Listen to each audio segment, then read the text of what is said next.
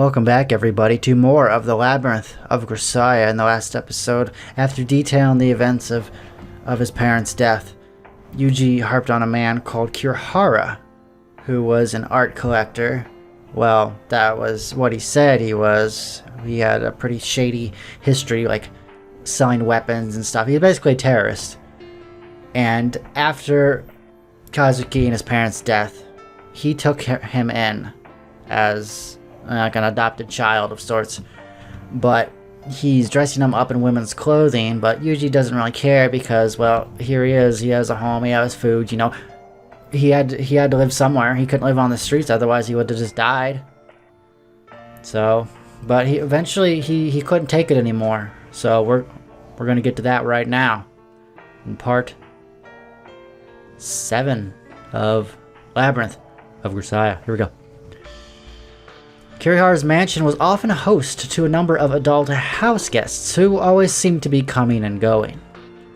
One of those men came by on a day when Kirihara was out, taking advantage of the owner's absence to lay hands on his toy, which would be me. He was a small man, but so fat he appeared nearly circular. I never saw anything other than a crude sneer on his ugly, drooping face. There are always dark bags under his eyes. A two-bit lowlife straight out of central casting. Don't know what that means, but... And as I soon discovered, he was also a genuine sadist. From what he said that day, it seemed he had his eye on me for quite some time. I suppose the way I silently accepted anything and everything made me an appealing target, after warning me not to tell anyone. He proceeded to viciously beat me, as if to vent all his accumulated frustration and rage. Utterly selfish acts of violence directed only towards the weak and powerless. The nauseatingly unpleasant smell of high-priced cologne, the gold watch on his wrist, everything about that man, everything he did and said was reminded of me and my father. The instant I realized that, memories began to flash before my eyes. Horrible, horrible memories. I'd sealed it all away, made a conscious effort to forget. By deliberately emptying my mind, I'd found a kind of peace, but the man violently pulled everything back to the surface. I don't remember what happened next very clearly. The man was breathing roughly, his face shining with greasy sweat. I reached out reflexively with my right hand, grabbed a nearby pen, and stabbed it into his eye. Oh, goodness. His scream rattled against my eardrums. It was a sound like the shriek of a pig on the slaughtering line. But I don't remember it inspiring any particular emotion. The only thing that mattered was the voice ringing out in my head. Kill! Isn't there anything I can hit him with? Catching sight of a vase full of red flowers I couldn't even name, I dragged myself sluggishly off the ground and seized it with my right hand. Have to kill him. As the man writhed in agony on the floor, clutching his ruined left eye with both hands, I struck his head with the vase. The impact traveled through my arm and resounded pleasantly in my brain. It felt as if my heart itself was quivering. Basking in the sensation of hurting someone, I felt the corners of my mouth twitch upwards. A smile. Of course, I was smiling. I felt like a very long time since that happened. So long ago. At some point, I noticed the gentle tinkling of a music box. I turned toward the sound.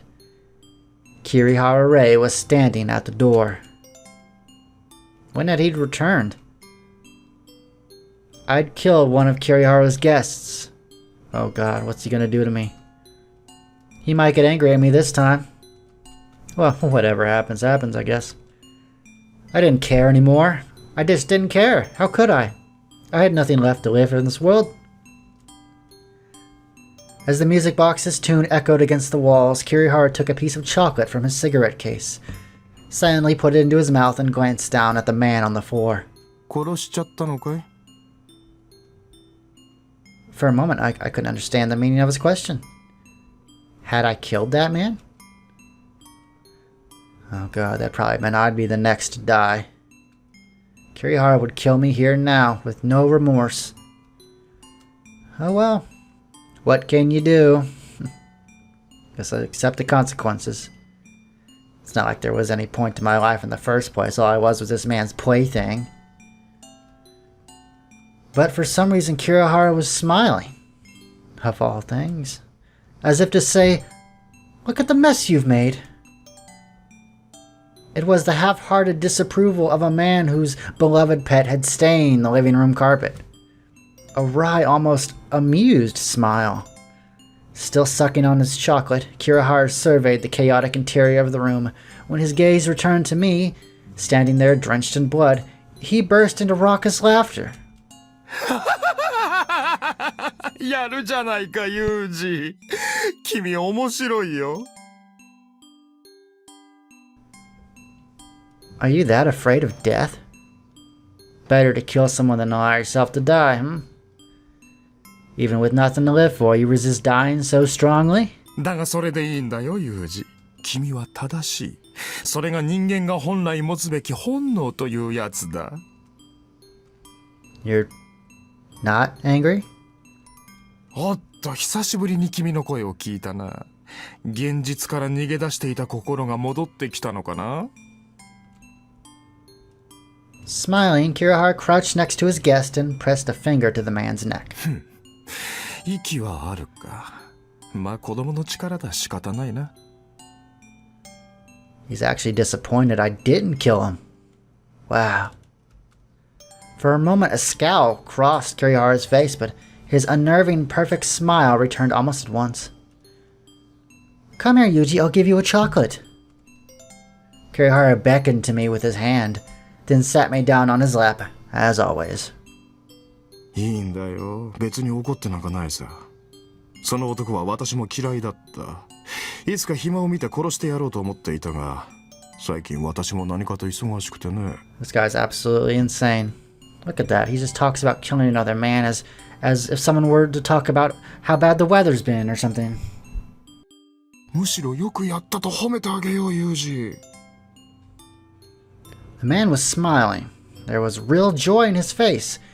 It was the irrepressible glee of someone who discovered an unexpected use for a toy he'd thought purely ornamental. よし、ユージ、もっと勉強をしよう。きっと君は誰よりも優秀な道具になれるよ。Practice. A superior tool? そう。正しきものが正しく鍛え上げれば、君は立派に役に立つ。What the hell's wrong with this man? それとも、このまま愛玩動物のように生きていく方が気楽でいいかい？ I don't know. だよね、君にはわからない。だから、私の言う通りに少し頑張ってみておくれよ。ね？ Okay. If I was gonna make a nuisance of myself by continuing to exist, I might as well try to be useful somehow, right? It was hard to imagine the likes of me being good for much, but couldn't hurt to give it a try. I accepted without a second thought. About a week later, Kirihara led me by the hand onto a small airplane that carried us overseas. I don't know what country we landed in. All I know for sure is that it was a very cold place. In that country, Kirihara was known as Heath Oslo, and he told me to call him by that name as well. I didn't know why, but I agreed easily enough. It's not as if I'd ever addressed him by name before, and I wasn't planning to start, so it hardly mattered either way. Oslo gave me warm clothes, then brought me by car to a desolate rural town, spreading out 1.5 kilometers in 3 directions. At the center of that T stood a small school. It was an occupational training facility that Oslo had established as a personal investment. A school where you could learn various practical skills beginning with manufacturing. Li Lasheng, Kirihara Ray, Heath Oslo, all one and the same. He was a man of many names and many faces. Although I had some vague idea at the time, it was only significantly later that I learned his actual profession was terrorism. The school Oslo had taken me to was nothing less than a terrorist training organization under his direct control. Having unintentionally revealed a talent for brutality, I was to receive an education in the art of murder as Heath Oslo's personal pawn. ここには君と同じで親を亡くした子供たちがたくさんいる。みんなと仲良くするんだよ。気に入らない奴がいても殺しちゃダメだ。いいね? Okay. Just as Oslo said, there were many children of many races in that school whose circumstances were very similar to my own. The majority of the students were visibly emaciated, and every one of them had the eyes of a starving animal. For the most part, the children kept their distance from each other and focused on the assignments. We were graded competitively on our performance to determine our relative talent in various fields. Our initial instruction in the use of machine tools wasn't so different from what you'd get in a real vocational school, but it wasn't long before they started us on a brutal physical training regimen. And by the time we began learning how to make bombs from easily obtained materials, it was more obvious than ever that this wasn't a normal place. As if normal is associated with that man at all. Yes. As ever, Oslo was busily flying around the world, but he occasionally made time to drop by and check up on me. I was Heath Oslo's pet, and there were more than a few people who begrudged me that position.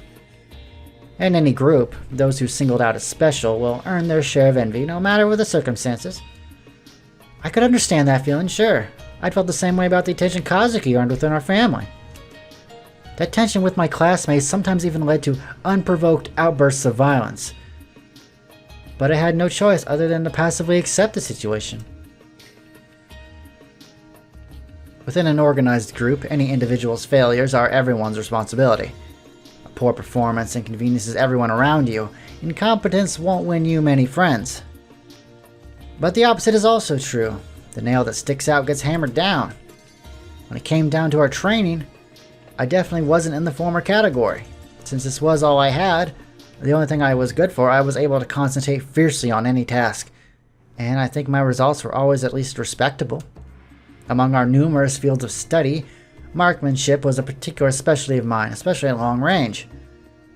When we trained at sniping using assault rifles, I'd sometimes earn the top daily score. I could do most things if I tried hard enough, and I always tried hard, but that only added to the antipathy the others felt for me. After all, it was a school full of people who'd fallen out of society, misshapen puzzle pieces with no real place in the world. In that place, successful always inspired jealousy and hatred. Don't get full of yourself just because Oslo likes you. Rather than saying it out loud, my classmates communicated their message by taking advantage of our training to harass me. Sniping, so what? The gun's doing all the work for you. When it was time for hand-to-hand combat training, my opponents lunged at me as soon as the instructor shouted begin, each attack an embodiment of their spite. At the time I was inexperienced and extremely nervous. My opponents' determined and confident movements made them appear larger than they were. Often I misjudged their approach and took a heavy body blow right off the bat. Since I was small and inferior in physique, unless I could endure that first attack, I'd be pinned to the ground in the blink of an eye. Even worse was the time my opponent feigned a body blow and went for an elbow to the face. Then the thud of impact registered, stars exploded before my eyes, and my vision shut off as if someone had thrown a switch. I had time to realize I was in deep trouble, but my brain was too busy rattling around my skull to think of plan B. Hazily holding on to consciousness, fighting to stay standing, I was rewarded by my opponent taking hold of my head and smacking his knee into my face like some pro wrestler landing a finishing move. The shock shot through my head like a bullet. By the time I realized the trouble I was in, I was already feeling the ground against my cheek. And with the strange sensation of sand pushing its way into my ear hole, I realized that my opponent was grinding his foot down on my head. As my skull creaked under my classmate's shoe, our instructor finally stepped in to halt the match. After temporarily separating us, he asked if I could continue, a question to which there was only one possible answer. I stood up, wiping the blood dripping from my nose with the back of my hand. I knew why I failed. I never should have tried to take his rush head on. When the instructor shouted begin for the second time, I quickly started throwing jabs I knew wouldn't hit, carefully measuring the distance between us, the equivalent of firing test shots to zero a rifle. Once I had a solid grasp of the space separating us, I began to move quickly around him, swaying from side to side, imitating a sniper unpredictably changing location after every shot. It was more effective than I'd hoped.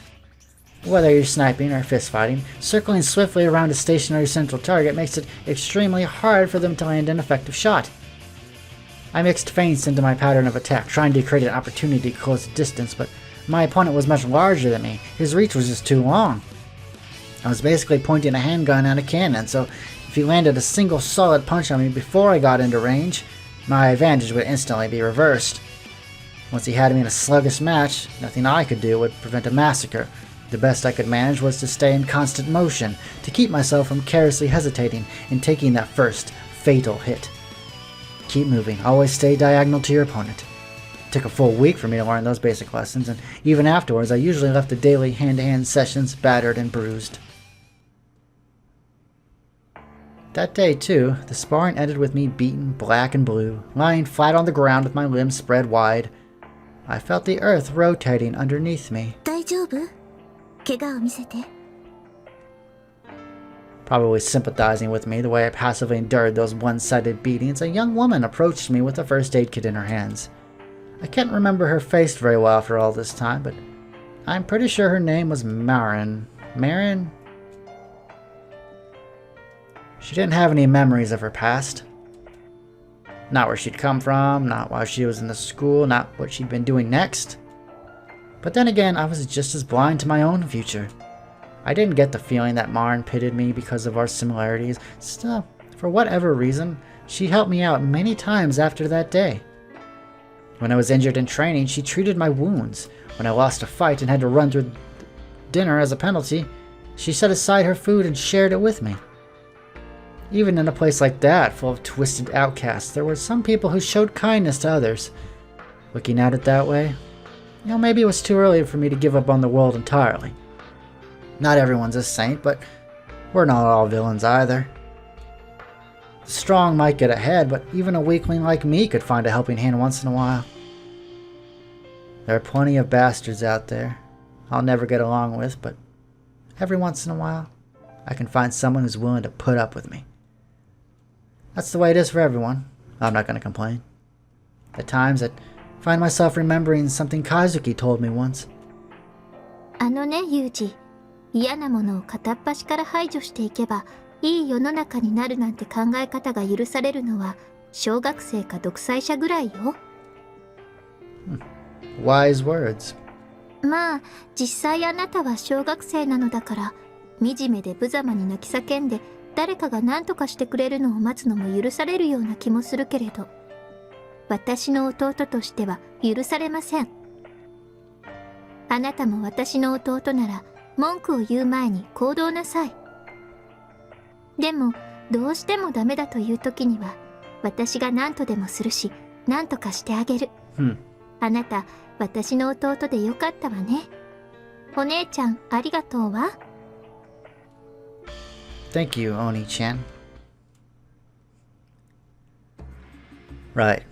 When Kazuki was alive, I could try anything I wanted. I was allowed to fail.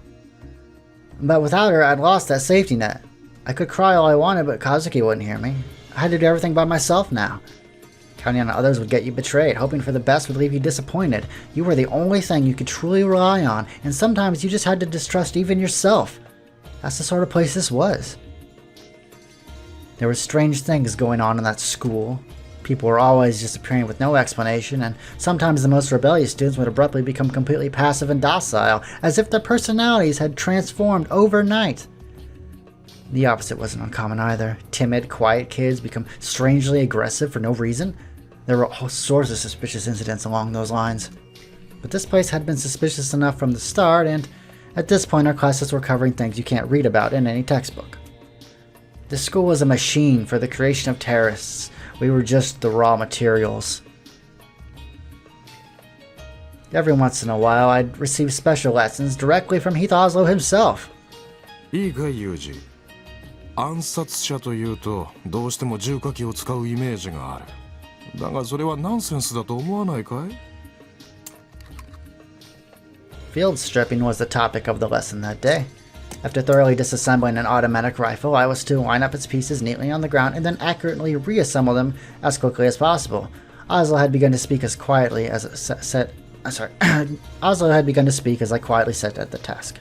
武器を持った相手の対処法として一応は教えるが、君は銃なんて無粋なものを使う必要はない。弾がなくなれば殴るぐらいしか使い物にならないような道具に依存するな。やはり刃物だよ。いや、刃物である必要すらない。もっと単純に尖っているものなら何でもいいんだ。With those words, Heath Oslo pulled me away from the lesson to train in knife combat, his own personal specialty. The most primitive method of murder, the means to experience the sensation of taking a life in the most direct possible way. He drilled that knowledge into me with a single-minded zeal.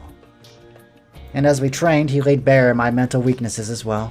ユージ、君はこの世の中で生きていくには優しすぎるんだ。無意識の君。君の本能はあんなにも息汚いというのに、どうしてそれを隠してしまうんだい？殺さなければ殺される。だから殺される前に殺す。それが唯一のルールだ。死にたくなければ殺せ。一歩でも世の中に出れば周りは敵だらけだ。家族ですら敵だった君だ。理解できないわけじゃないだろ。そして君は今まで何度も敵を倒すことで生き残ってきた。正義は勝つのではない。勝った者が正義なのだとは陳腐なセリフだが、それは真理さ。負けて殺されてしまった者はもう何も語れないのだから、勝った者だけが正当性を主張できる。当たり前のことだ。The winners write the history books, as they say. だから殺される前に殺せ。生きて私のところへ帰ってこい。それだけだ。簡単だろ? His words were a curse laid carefully on my heart. There was no contact with the outside, no information entered this place, not truth, not even lies.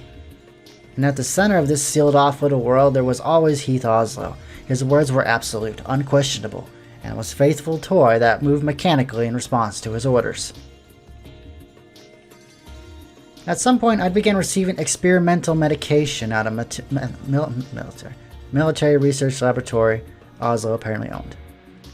As I grew used to fending myself in the harsh environment of the training camp, I grew stronger, tougher in mind and body. In the mountain winter, I learned the rough fortitude necessary to eat when there was no food to be had. From my lessons, I learned how to make bombs that couldn't easily be defused. I learned how to parachute and scuba dive so that I could infiltrate any target under any circumstances. And I locked inside a wooden box with nothing but a single cup of water. I learned how to endure suffering. When my battered body reached its limits, they used drugs to force me back to my feet. Killing people efficiently requires thorough knowledge of how the human body is constructed, so naturally my lessons also included the dissection of human corpses. He also seemed pleased with my efforts. いいぞユージ、君は本当に可愛いやつだ。君のクズ親父と知り合ってよかったと本当にそう思うよ。君を手に入れてよかった、風見ユージ。君は最高だ。Clapping his hands together, Oslo lavished praise on me. Being complimented makes me happy. I like being happy. I haven't been happy in so long. It might have been the first time I heard the words like that from anyone other than my sister or mother. I'd never been praised by an adult man before, not even once. Even my own father hadn't given me a single compliment. Before I knew it, I was fighting back tears. To be perfectly honest, Oslo's words had become a source of emotional support for me at the time. I wanted to be praised.